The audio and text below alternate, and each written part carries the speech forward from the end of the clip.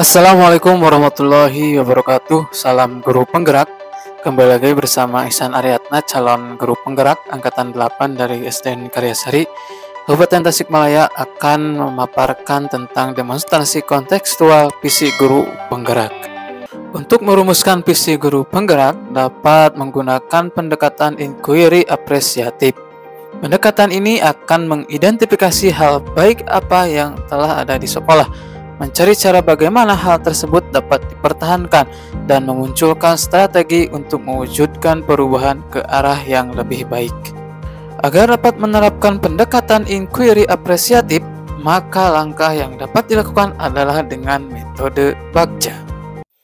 Bagja terdiri dari buat pertanyaan, ambil pelajaran, gali mimpi, jabarkan rencana, dan atur eksekusi. Yang pertama, buat pertanyaan utama. Di sini berisi pertanyaan-pertanyaan untuk menentukan arah penelusuran. Yang kedua, ambil pelajaran. Di sini memandu bagaimana pengalaman positif dari individu atau kelompok yang akan dijadikan pembelajaran. Yang ketiga, gali mimpi, berupa narasi tentang kondisi ideal jika prakarsa perubahan telah terwujud. Keempat, jabarkan rencana, mengidentifikasi tindakan-tindakan yang akan dilakukan. Kelima, atur eksekusi. Di sini bisa membantu transformasi rencana menjadi nyata. Berikut ini visi guru penggerak yang saya buat adalah mewujudkan siswa berprestasi dan berbudaya gotong royong. Untuk mewujudkan visi tersebut, maka saya membuat prakarsa perubahan, yaitu meningkatkan prestasi murid melalui pembelajaran yang berpusat pada murid. Adapun tahapan Bagja yang saya buat adalah sebagai berikut. Yang pertama yaitu membuat pertanyaan utama. Bagaimana mengelola pembelajaran yang berpusat pada murid? Adapun tindakan atau penyelidikan yang dapat dilakukan adalah mencari referensi, contoh pembelajaran yang berpusat pada murid, berkolaborasi dan berkomunikasi dengan kepala sekolah dan rekan sejawat untuk meminta saran mengelola pembelajaran yang berpusat pada murid, melakukan observasi terhadap karakteristik, potensi, dan kebutuhan murid. Yang kedua, ambil pelajaran. Apa kebijakan dari sekolah yang sudah mendukung pengelolaan pembelajaran berpusat pada murid?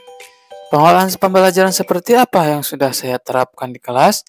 Nilai-nilai apa saja yang saya miliki untuk dapat mengelola pembelajaran yang berpusat pada murid? Dari pertanyaan tersebut, ada tindakan penyelidikan yang perlu dilakukan. Yang pertama, penerapan kurikulum 2013, pembelajaran diskusi kelompok untuk meningkatkan kolaborasi dan kepemimpinan anak, melakukan pembelajaran dengan menggunakan model yang menciptakan ruang kolaborasi seperti diskusi kelompok dan pembelajaran berbasis proyek.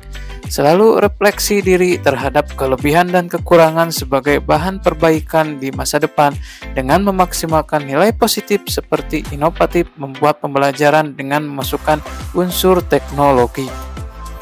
Yang ketiga, gali mimpi.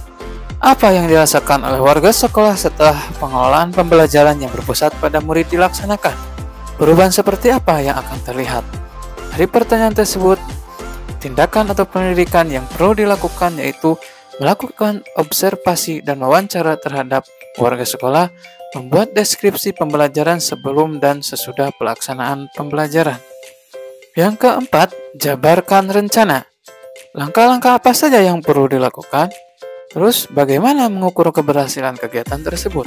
Nah, dari pertanyaan tersebut, tindakan atau penyelidikan yang perlu dilakukan yang pertama adalah melibatkan murid secara aktif dalam setiap proses pembelajaran sesuai potensi, karakteristik, dan kebutuhannya, menggunakan aset yang ada, menyusun rencana pembelajaran yang berpusat pada murid, serta memberikan ruang seluas-luasnya agar murid mau berekspresi dan berkreasi. Yang kedua, membuat lembar observasi dan melakukan wawancara dengan warga sekolah, terus meminta testimoni warga sekolah. Yang terakhir, atur eksekusi. Siapa yang terlibat dalam mewujudkan rencana? Kolaborasi seperti apa yang akan dilakukan? Dari pertanyaan tersebut, Tindakan atau penyelidikan yang perlu dilakukan yaitu yang pertama koordinasi dengan kepala sekolah selaku pemangku kebijakan, guru sebagai rekan diskusi, dan murid sebagai subjek pembelajar agar mendapat sinergi positif. Terus berkomunikasi dengan orang tua sebagai partner. Yang kedua, menjalin kerjasama dengan kepala sekolah dan pengawas untuk mengevaluasi pembelajaran berupa supervisi, mendatangkan rekan sejawat dari luar sekolah untuk melakukan pembelajaran yang berpusat pada murid. Demikian rancangan tindakan perubahan berdasarkan tahapan Bagja. Semoga bisa memberikan perubahan ke arah yang lebih baik lagi dengan berpihak pada murid.